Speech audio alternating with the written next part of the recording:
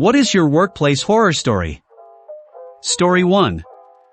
I wasn't there that day when it happened, but heard some of the details.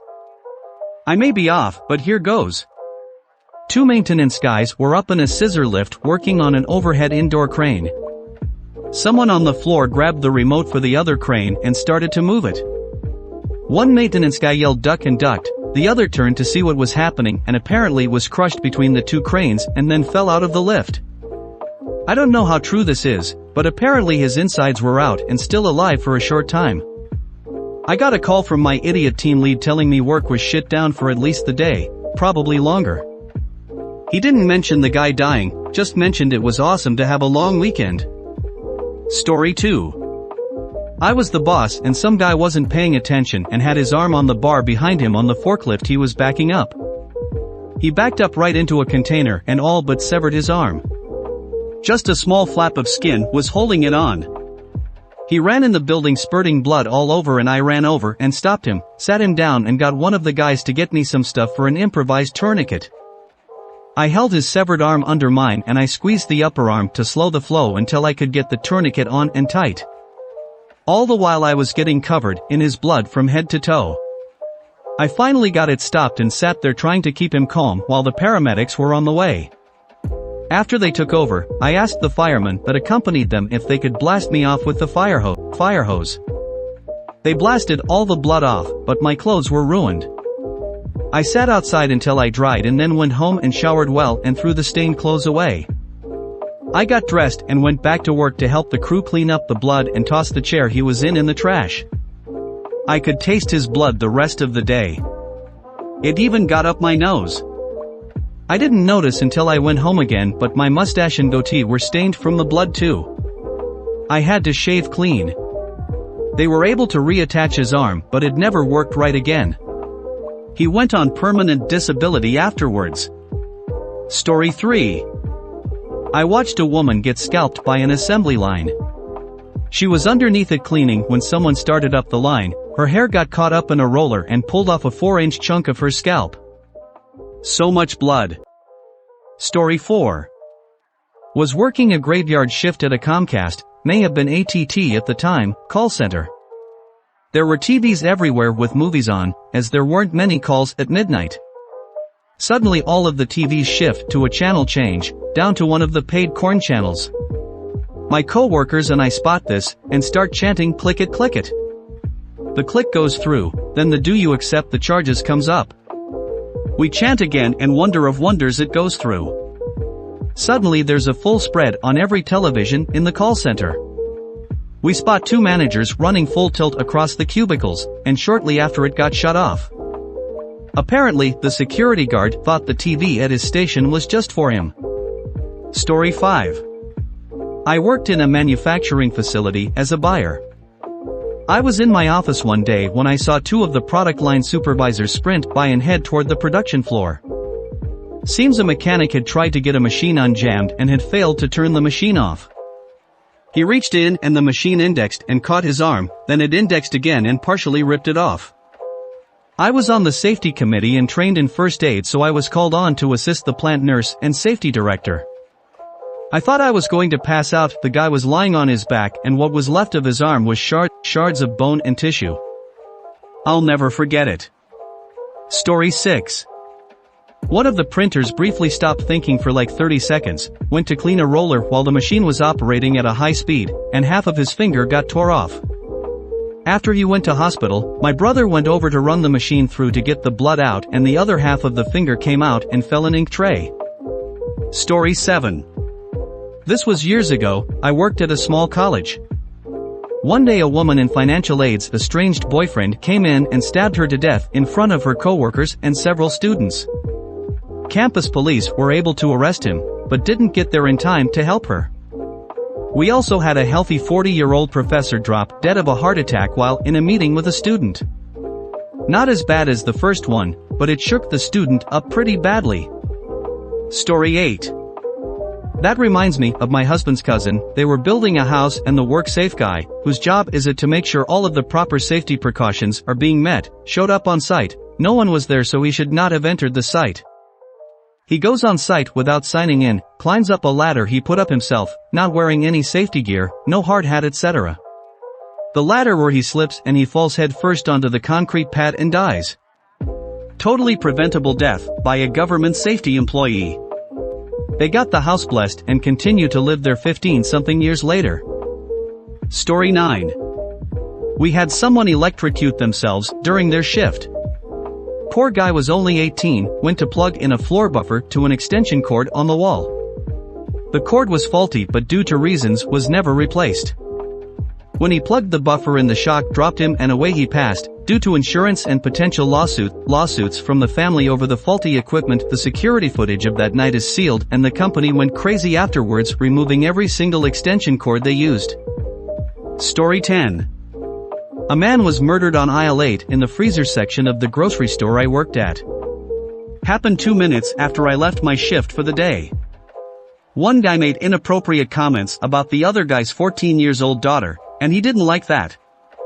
He stewed for a bit, took his groceries and family out to his car, went back inside, confronted the man, it turned physical. Guy knocked him to the ground and stomped his head into the ground. Afterwards he went outside after someone called the police, went outside and said goodbye to his family, that he was going away for a long time, and waited for the police to arrive. If you made it this far, please consider pressing the subscribe and like button. Now continue to the video. Story 11. I work in a restaurant. One evening one of the salad tenders cut off the tip of his finger and it was bad enough that he had to go to the hospital for it. Unfortunately, the salad he was making somehow made it out of the kitchen and onto a table. Shortly after, a guest complained about something chewy in their salad that they thought was a piece of bacon, and they didn't want bacon in their salad. The salad guy couldn't find the tip of his finger before he left. Story 12. 10-ish years ago, a cook we had was a long-time weed smoker. The bosses knew, but he wasn't dealing with customers, worked his ass off, and was a great cook, so they never stopped him. After around 10 years of work, he started smoking synthetic marijuana, and his behavior started becoming bizarre. One night, at some point during the shift, he realized he forgot to leave out a case of chicken wings overnight to thaw. So he took a butcher knife to them to try to break them up, and accidentally snapped the tip of the knife off in a chunk of chicken. This didn't deter him and he eventually got them separated, cooked, and sent out an order to go. A short while later, I got a call from a family whose child bit into a chicken wing and found a knife tip. Thankfully, the child wasn't hurt and the family was satisfied with some gift cards. He wasn't even fired for it. He was fired a few days later when he didn't show up to work. Story 13. Oh man, I have a story about something similar too. One evening, one of the servers dropped a glass near the kitchen and it absolutely exploded. Shards went flying everywhere, and most of the time, glass breaks pretty unremarkably, but this one was quite the showman with how spectacular this simple glass shot glass everywhere. We got most of it cleaned up as far as we can see, and the procedure generally is, if glass is broken near food or ice, is that we have to clear everything out, and replace/refill them. In the middle of a dinner rush, it's basically impossible to restart the line with everything that needs replacing. We didn't see any glass drop near the food, so we cleared the ice out and replaced it, and was assured it was okay. Later, one of the servers comes back and tells the manager that a guest has sliced his tongue open because he bit into his mashed potato and there was a chunk of sharp glass in it. It was goddamn wild. The very reason we make sure to clear everything out and replace it is for this exact worst-case scenario. Last I heard, the guy was going to try and sue, but I haven't heard anything about it since. Story 14. Dude got fired for being useless and a huge creep towards anyone he was even remotely attracted to. He'd always been quite inappropriate with his jokes and about what kind of stuff you're supposed to talk about in the workplace. Hint, not your puppy play fetish or Nazi sympathies, but it had gotten out of control by that point.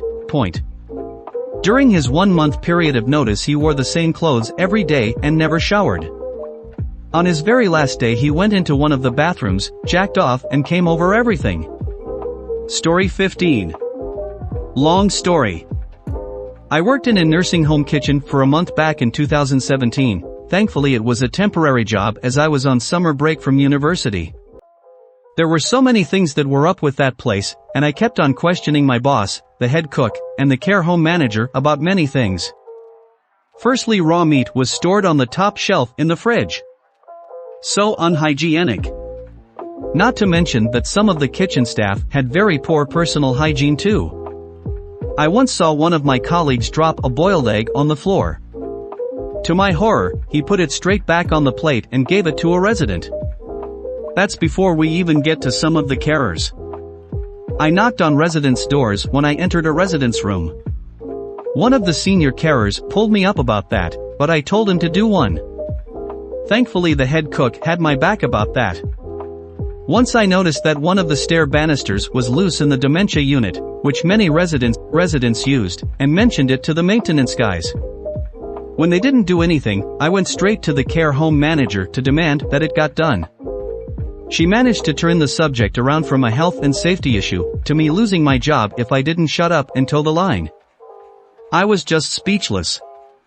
Oh, and the activities coordinator was one of the most horrible people I'd ever met. She was in charge when the manager wasn't around, but she was even worse than the manager. She acted so nice to the residents and their families, but she treated all the carers and the kitchen staff like dog shit and used to go on frequent power trips. I remember on one evening shift, one of the nurses was unhappy because she thought I had served dessert portions too small. No issue, I offered to fix it. The nurse wasn't having that and got the activities coordinator, and 5 minutes later she gave me an absolute dressing down in front of all my colleagues. I must admit, I nearly walked out, but I didn't want to screw the guys in the kitchen over either as they were already short-staffed as it was. It was at that point that I decided, I'm never coming back to this place once the shift is over.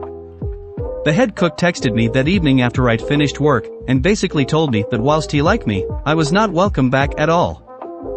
Apparently I'd pissed off the higher-ups for talking back and being disrespectful. I had a feeling it was coming anyway though, and went back to university to complete my degree. Every time I have a bad day at my current job, I always think at least I'm not at the nursing home. Thankfully one of the kitchen staff, who I had always got on with, quit his job not long after that and reported the nursing home to the council as an anonymous whistleblower. The council sent an inspector to the home and they noticed everything that was wrong.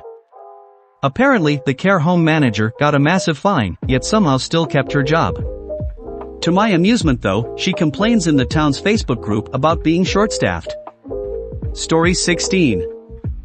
Formerly worked at a residential group home, my wife and I, context, while we were employees my wife was pregnant and kicked in the lower abdomen by a client. Suffered a miscarriage. The director and myself had a disagreement, he was a narcissist. We told him that we would like to adopt a client, 5-year-old, out of the group home. He did not like that because when the clients are adopted or moved the facility loses funding. He resorted to yelling at me and looked my wife square in the eyes and said, how about next time you get pregnant, don't let it die. Think you could do that? If so, we won't have to have conversations like this. First time I ever spent the night in jail, and the first time he ever had a broken nose and eye socket. Worth it. Story 17. A long-term employee who started at the lowest rung was promoted repeatedly over time to his level of incompetence as a manager. It only because the CEO was close personal friends with him, not because the guy was in any way qualified for the job. Turns out this guy's main objective was to make everyone's lives as miserable as possible, to subject employees to the vagaries of his temperamental whims and make workers feel afraid of his potential reprimands for the least little thing. It turned what once was a pleasant, productive environment into an oppressive, fear-dominated workplace. Story 18. Don't work there anymore. This was an internship I had in construction management. Asphalt paving contractor. Several years ago, an inspector who was hard of hearing was out on the job site. He did not realize he was in the way of an asphalt compactor. The compactors move really slowly and their brakes are not built to abruptly stop, at least the old ones, seeing as you could see these things coming with more than enough time to move. Several guys on the equipment tried yelling at him to get out of the way thinking he would right away, but he didn't hear them. The guy on the compactor obviously applied the brakes, but the others realized too late that he wasn't getting out of the way. You could imagine what happened next. They said the sounds were unimaginable. He didn't make a noise, but his body being crushed did. They had to scrape him off the pavement. The guy on the compactor took an office job after this and now has severe PTSD.